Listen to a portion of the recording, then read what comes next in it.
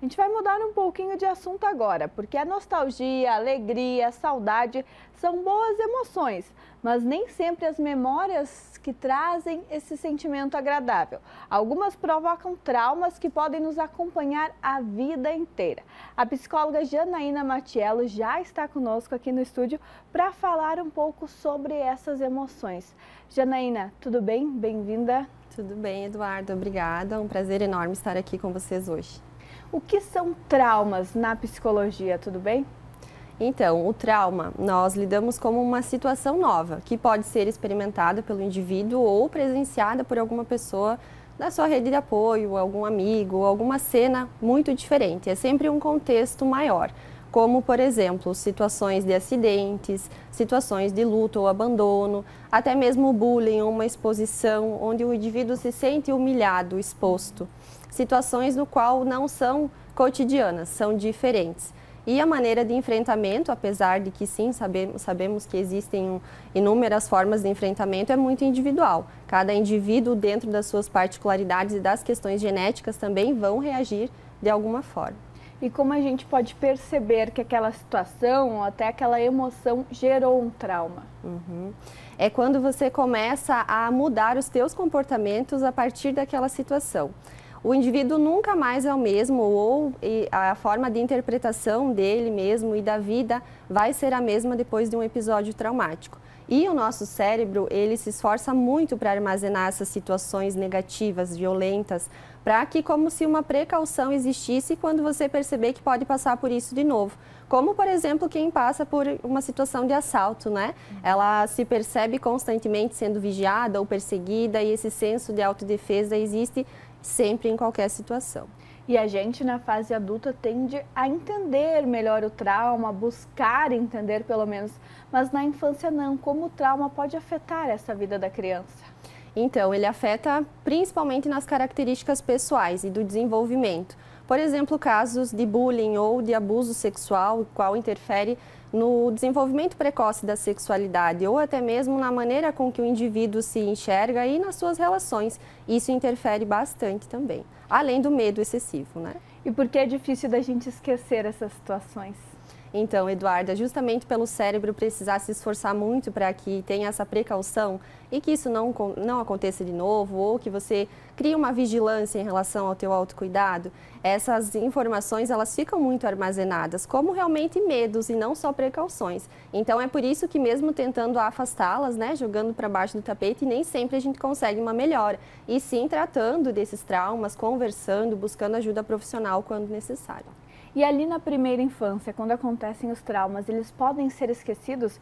Eu conheço até situações de pessoas que passaram por alguma situação, como abuso lá bem pequenininho, e não se lembram mais. Ele fica em algum lugar armazenado?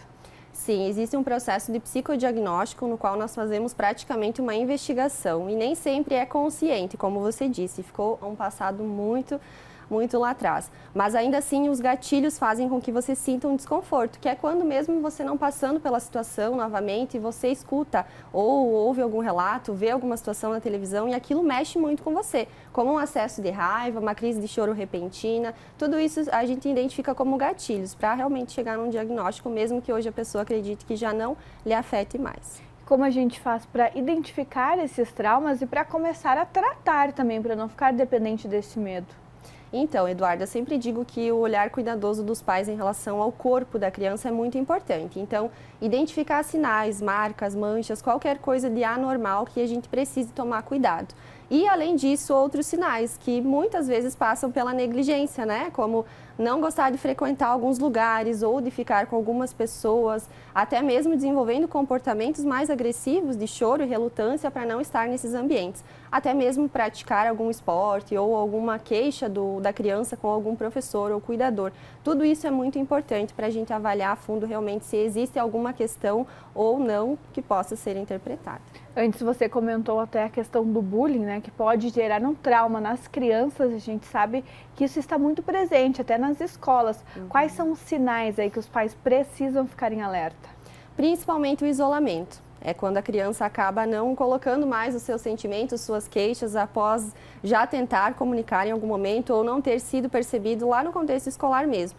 Então, o isolamento é uma das características principais. E isso muda também a relação como ela se vê e se posiciona com os outros. Então, uma criança que acaba se introvertindo em relação a essas denúncias de bullying ou de apelidos, né, situações que são frequentes, repetitivas, acaba se criando um padrão e é o que a gente chama de enraizar essas crenças na criança, como se ela realmente começasse a se enxergar daquela forma. Então, esses traumas, eles podem interferir na nossa personalidade depois na fase adulta, na adolescência? Sim, com certeza. Hoje na clínica a gente trata muitos pacientes com traumas infantis que não foram trabalhados.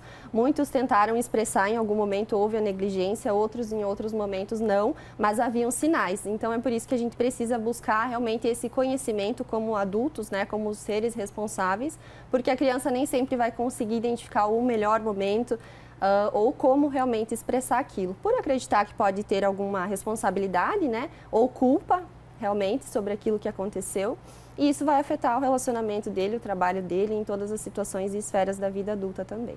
E Janaína, como a gente pode depois, na fase adulta, não tratei um trauma, como eu vou detectar que ele ainda existe aqui, que eu posso ir tratar ele? Sim. É no dia a dia que a gente percebe essas consequências, que ainda ficam os resquícios. Então, você vai perceber uma dificuldade de permanecer por muito tempo em um relacionamento ou até de criar vínculo com as pessoas, porque um trauma, ele deixa uma desconfiança muito grande na pessoa, seja em relação a abuso ou não, um acidente mesmo, ou um assalto. Você acaba criando mecanismos de alerta. Então, de permanecer num relacionamento ou de trocar constantemente emprego, de não conseguir conversar ou se expressar, né? Sempre naquela situação que eu citei anteriormente do acesso de raiva, a explosão dos sentimentos mesmo. E é importante salientar para o pessoal que desde a infância até depois na fase já de idoso, é importante, né, tratar esses traumas e pode procurar ajuda psicológica. Com certeza, sempre digo que em casa, principalmente, o acolhimento e a escuta, né, a comunicação é o que fortalece muito a confiança. E é o que as crianças precisam, né, poder confiar, tanto para pedir ajuda ou quanto para poder realmente contar algo que já tenha acontecido, mas hoje não acontece mais. Até porque um trauma não é igual para todo mundo. Pode ser que você ou eu tenhamos passado por situações que não tenham deixado marcas tão agressivas quanto para outras pessoas. E nós precisamos identificar isso com um olhar cuidadoso, que é a maneira com que cada um vai interpretar as experiências de vida e atrelado também ao fator genético. Ter esse acolhimento e essa escuta com as crianças e também com os adultos. Às vezes a gente se deixa de lado, não vou falar com alguém, não vou falar desse trauma porque parece bobo. Então é importante a gente ter essa troca. Exatamente, poder compartilhar, né? Você acaba abrindo um espaço para poder também conhecer de outras pessoas que tenham passado por uma situação muito parecida, né? E o ouvir, ele acaba compartilhando uma conexão mesmo. Então, eu sempre digo, mesmo que no momento a ajuda profissional não seja uma opção, busque acolher essa criança. Acolher e trazer a confiança para que ela consiga se sentir realmente numa rede de apoio segura e estável. Com certeza. Muito obrigada, Janaína, por nos ajudar com esse assunto. Obrigada a vocês e ótimo dia.